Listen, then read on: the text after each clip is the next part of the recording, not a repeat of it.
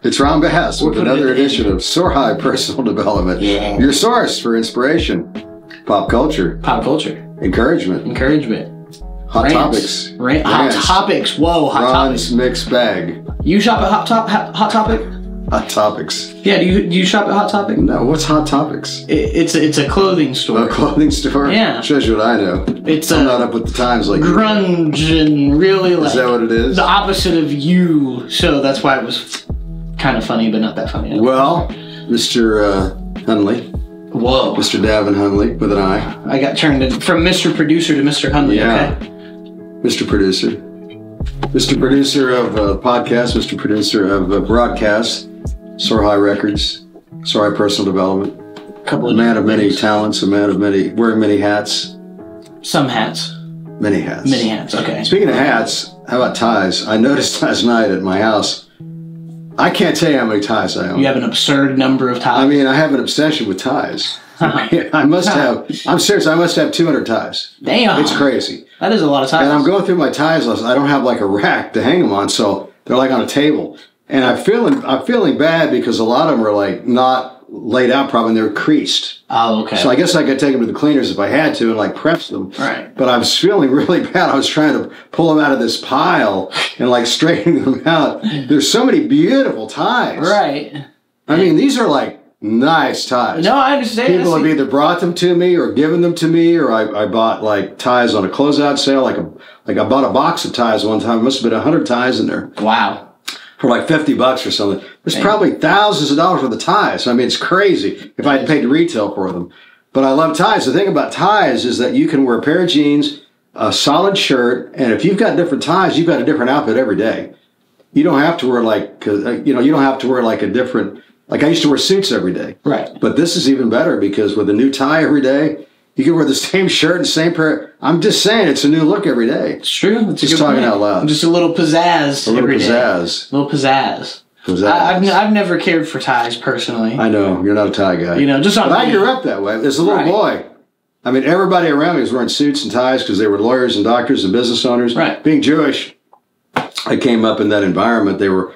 I'd go to the temple every Friday night, and everybody was there. Everybody wore suits and ties, and so I just kind of grew up with that. Right. And then when I got in speech and debate, you had to wear a suit to do your speeches. Like the tournaments back then, it was really formal. Yeah. Did you know that AT&T back in the day, they owned the phone book? Not that people use the phone books anymore, but you had to wear a suit and tie if you worked for them as a salesman. They would come to my office. They had to be in a suit and tie, or they couldn't work for AT&T. That's crazy. Interesting. Huh? Different kind of world today. Yeah, now they're in khakis and a shirt. Even worse, they don't even call on you anymore. It's all on the phone now. Yeah. From who knows where you get a phone call from China for all I know. So it's so impersonal. I don't like that. I agree. I'm a hands-on guy. I believe in touch, press the flesh. Okay. I think that's very important, and I'm that way, as you know, in all the businesses that I run. And I'm complaining a little bit. And speaking of complaining, that's our topic for tonight. Complaints. Complaining. I've got a complaint box somewhere. Okay. You got a complaint box? Somewhere over the rainbow? Somewhere. If they can find it, they can put it. Speaking of somewhere over the rainbow, that's you know where that came from? It was a Judy Garland song. Somewhere over the rainbow. Yep. I don't think that's the right key or something. No, I'm awful at it. No, yeah. But at any rate, the movie was The Wizard of Oz. Right. Well, she sang that song in the movie. So I saw an American Idol audition. This is funny. Really, it's not very funny, but the poor girl that was auditioning was from, I don't know what country, I think from like Spain or from Mexico. Mm-hmm. And she was trying to sing the song. And the judges, Ozzy Osbourne's wife was one of the judges, she could not quit laughing. Damn. It was horrible because this poor participant, she was trying to, the competitor's trying to like give her sing her song. Right. And she just could not quit laughing. And then another judge started laughing. And then Simon was like, come on, guys, get it together. Then he starts laughing. Then she tried to sing it again, and it was even worse the second time. Oh. The poor girl. But you know what? Two of them liked her, and then Simon said no. But I guess does it take all three to get on the show? To go to the next level? Something like that. I haven't watched it. I have a question about American Idol. How many of these shows are there? Like American Idol, America's Got Talent. America's Got Talent. Are those the two big ones? Yeah, and then there's the X Factor. The X Factor. There's an X Factor one. Is that in the United States or is that like in Europe? It's in the United States. It's got Blake Shelton on it. Okay, Blake so Shelton the X Factor, the American Idol, John Legend. X Factor, American Idol, and what did I just say? there's three of them. America's Got Talent. America's Got Talent. Yeah. But there's also shows like this in other countries. Yeah, like Japan's Got Talent. Europe's Got Talent. England. Germany's Got Talent. Yeah. Everywhere. Did you know that Simon Cowell, a lot of people don't know this, he worked for a record company. He was like an agent, and he went broke and had to come home to his parents in a Greyhound bus. I mean, he had no money. Damn. This is like maybe when he was in maybe in his 20s. Mm-hmm. Failed miserably as this guy that worked for this big company. Can't remember if he got fired or if he tried to do his own thing, but anyway, he failed. Had to come home and lick his wounds and start all over again. Of course, the rest is history now, but just goes to show you never give up. Never give up. You're going to fail probably a lot of times before you ever make it, and that's fine. You're gonna fail a lot of times. You're gonna fail a lot of times, and that's cool because it makes the success a lot better. Now that I think about it, don't you fail every time until you finally succeed? You really do. Technically. And why do most people never make it? Because they just stop. They stop. They just give up. They give up. You can never do that. I agree with you. Okay, so we're going to talk about complaining. Okay. You ready? Yep. So there's what they call a chronic complainer. A chronic complainer. I'm not sure if that's a real term, but I made it up, and maybe it is a real term. But that's the guy who we both know, one of those guys. Okay. They're obsessed with complaining. Do you know anybody like that, guys? Obsessed with complaining. Everything is about complaining. Okay. Nothing's ever good enough. No. There's always something that goes wrong all the time, and they just poke and poke and poke and poke and poke and poke and poke and poke. Now, let's talk about the psychology of why that person is like that. It's very interesting. Let's delve deep. Okay. Why do you think that a person is like that? Why are they a chronic complainer? A chronic complainer. What's the bottom line? Why are they like that? What drives that? Maybe ungrateful. They're ungrateful. Nothing's ever good enough. Nothing's ever good enough. Nothing's ever good enough. But that comes back on that person. That person is just not very happy to start with. They're so obsessed with perfection that they go out of their way to complain about everything to make themselves feel better about themselves. It could also be used. Because if they're critical of you, they're not as upset with themselves. It could also be used as manipulation. It is a manipulation tool. In some cases, it's a bullying, sort of a bullying. Exactly, which makes them feel like they've got some kind of power over you, which makes them feel better about themselves because they have low self-esteem. And that's what I was personally going to say that kind of relates to us. Yes. And these people, they're just not satisfied with themselves, really. No, yeah, exactly. But this takes them off that mindset and it takes them off that mark where they can focus on somebody else and not think about themselves, right? Kind of take it out on somebody else. Yeah. And it's just drama. Big drama. Mm-hmm. Drama queens. Yep. So I think frustration has a lot to do with it. I think anger has a lot to do with it. Yep. And, it's one thing to complain occasionally, but I'm talking about people that complain all the time. Multiple times a day. Yes. Or multiple times in the sitting. Yes. And then how much that affects everybody around them. Exactly.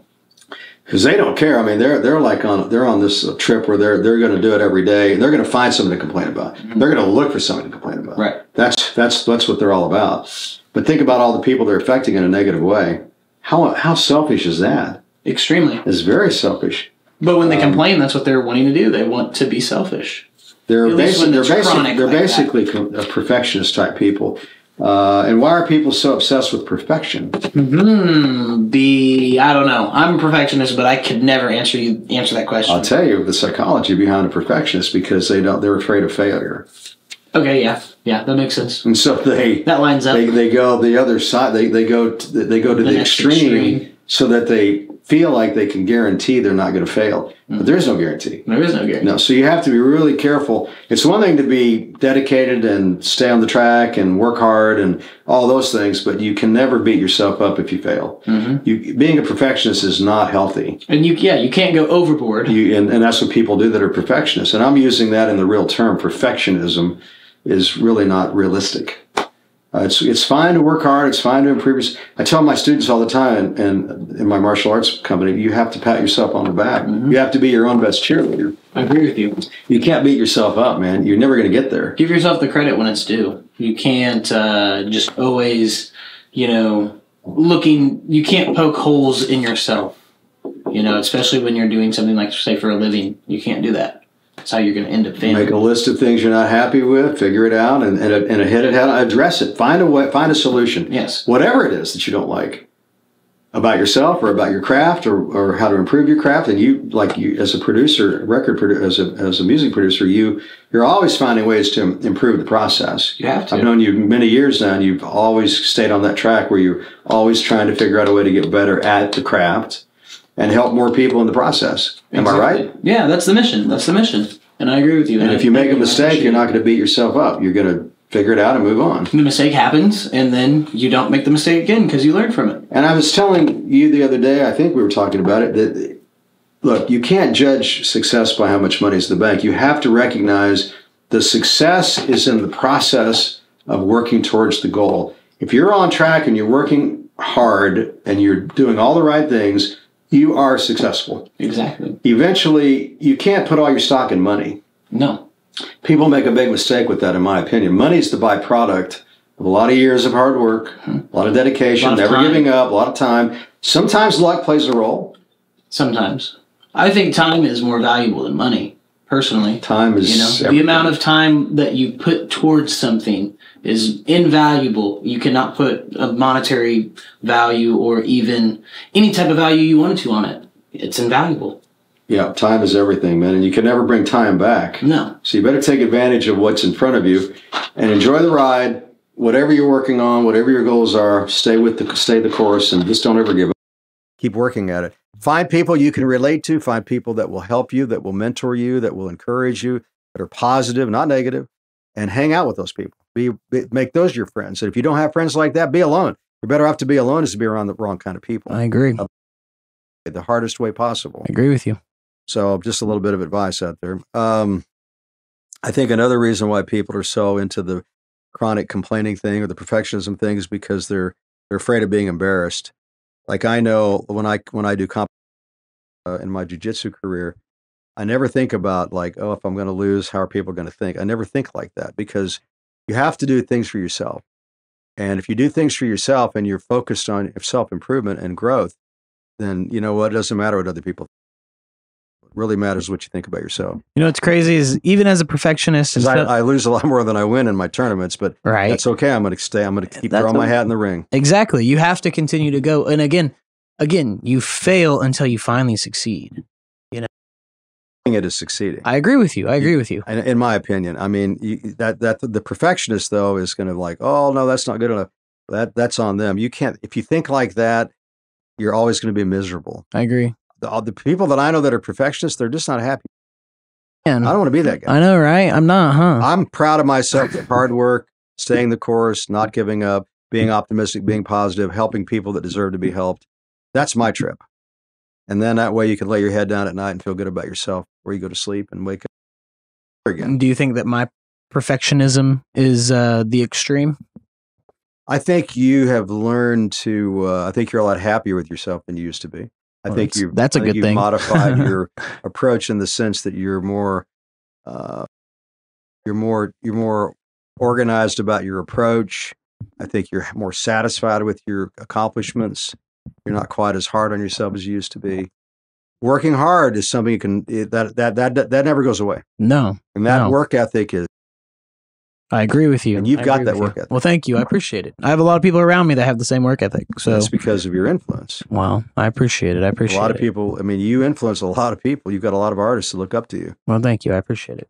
So, at any rate, we could kind of, but I think We're gonna complain about complaining We're too going to complain much. about complaining. Here's the deal, man. Maybe we're the chronic complainers. Stop and smell the roses. We talked about that the last time. Yeah, who was that? Was John Daly? Was it? He was golfing. Was it John Daly? Well, the golfer, anyway. Yeah, a golfer. And then they said sometimes you got to play the game slow. You know, that's what it came down to. By the way, I must ask you a question. Okay. Oh, wait a minute. Shave it for later. I love that. It's a funny joke. Haha, I need a laugh track. I mustache. Mustache. I don't have the mustache. Your question, but I'll shave it for later. Yeah, I know you will. I love that. That's the funniest line I've heard in a long time. That's crazy. And I forgot all about it till you brought it up to my attention. I know. So I'm the real jokester. You are. No, I'm just kidding. The girl that I used to do shared that with me one night a long time ago, and she's funny. I love dry humor. I know you do. That's the best. I like dry humor, but I like it to have a little bit of sauce on it. You know, it just needs a little bit. Hey, do I have any Ron's rants? You have no Ron's rants? All right. Dang, fine, have you got one? Fine, I've got a Davo rant. I don't even know. What am I going to rant about? The computer not working. Well, it was being weird. We started a whole hour late. I don't know I've got a Ron's rant. Oh, okay. You got a Ron's rant. Okay. I find this interesting. So I've been taking Lyft lately because my car's being repaired, and I had a driver. I could tell it was coming because I can read people pretty quick. He says, "Hey, man, can I ask you something?" I thought, here we go. He said, "I've got this thing going where I'm trying to get so many rides, and if I get this and I get that," he said, "Have you got Cash App?" And I knew exactly what he was going to have me. This is my opinion. He was going to have me pay him less money than the Lyft ride would be on the app, and he was going to take the cash, and he was going to ignore the Lyft money because he could make more money from me that way. Right. He had some kind of an angle. You know, that's crap. I agree. I don't know who this guy was. I'm not trying to get him in any trouble, but right. But that was off the cuff, and that's baloney. Yeah, that is baloney. Yeah, and he was like, you could tell he was like really going to press an issue. He goes, "Oh man, like, oh man." I mean, I get his hustle. I can't knock the hustle, but I just feel but you can't do that when you're working with these companies. You gotta follow protocol. I mean, I understand. Other than that, I love Lyft over Uber. I love cool way about them. Who owns Uber? Well, it's all publicly traded stock now, so there's no owner anymore. Who was the owner? There were two guys that started Uber back in 2012 or 13, just like Lyft. Two guys started Lyft, two guys started Uber. That's crazy. And Uber's a lot bigger than Lyft, but they both went public, so they're publicly traded stock. They're both losing money, and it's not a good thing. Yeah. But I saw that there's a new president of Lyft, seventh employee of Amazon. I can't think of what his name is. And he worked for Amazon back when they were just a little bitty company. Tiny company. And he was in charge of going from being a bookseller to adding on music, adding on games. He said going to where we had everything. So he was like that guy that took it from one or two products to where it is now. Yeah. And I don't know, I think he retired or whatever, but they hired him recently to run Lyft like a couple weeks ago. Interesting. And I saw him interview today on TikTok, and you could tell he's got a lot of enthusiasm and he's got some great ideas, but who knows, man, they're losing quite a bit of money. But when you're a publicly traded company like that, it's tough because everything's about stock value. Their stock is down 90%. 90. The guys that started it sold a lot of their stock to the tune of like $100 million along the way. So they're well-to-do, the guys that started it anyway. Right. But the company as a whole is not making money, which... It's a lot of people are walking. A lot of people are buying cars right now. Cars are, really cheap comparatively to when they had the chip shortage. Cars are like, really? Yes. Because like, say for instance, my car, when I got it during the new year, it was $6 RP. So what does MSRP mean? I can't remember. You know it. I know you do. It's no, I don't know. Manufacturing something price. Something suggested price. Okay. Or manufactured something recommended. Manufacturer's recommended selling price. Okay. So, I don't know. To me, cars are way overpriced. I already know. If you're going to make an investment, buy a house. Buy a home. Build a home. Build a home. Build a home. Real estate's where the money's at. Build a home. Build an apartment. 4 tires, an engine, and a transmission. I'm happy as long as they're safe. Give me a I got horse. a '96 Bonneville, and I love that car. A horse and Unfortunately, buggy. it's not running right now, but hopefully tomorrow it will be. Or I'm going to buy another car. Or how about this? We'll give and I'll hoof it. I'll hoof it. How about that? Speaking of hoofing. Speaking of hoofing. All right. Well. All right. So we're about out of time. Yeah, we're at 20 minutes. Yeah, We've complained. We've complained too much about complaining. Yes. The people are bored of it, but it's okay. We're gonna go do a new podcast. And we're gonna shout that one out right now. What if we called it Late Nights with Ron, or like Ron's Late Night? Well, we could do that, but I think it's gonna be called Ron's Talk for now. Ron's Talk sounds boring to me. I won't lie to you. Well, we'll figure it out. But that's what it's gonna be called tonight. Okay. Ron's Talk. That's coming up next. All right. You'll see it on our YouTube channel, Soar High Personal Development. It's a talk show, and we're going to be introducing up and coming musical. Going to be on the show. Yeah, doing songs. That'll which be fun. So look for that coming up on our YouTube channel. And other than that, I guess any closing thoughts, sir? Nope, that's it. It's not. Man of many words over here. Oh man. Hey, so how about I could just complain. Golly, what another chronic complainer over here. All right, guys. Well, just remember, if you don't give up, the stars will always line up. Generally speaking. So that's the deal. Always stay positive.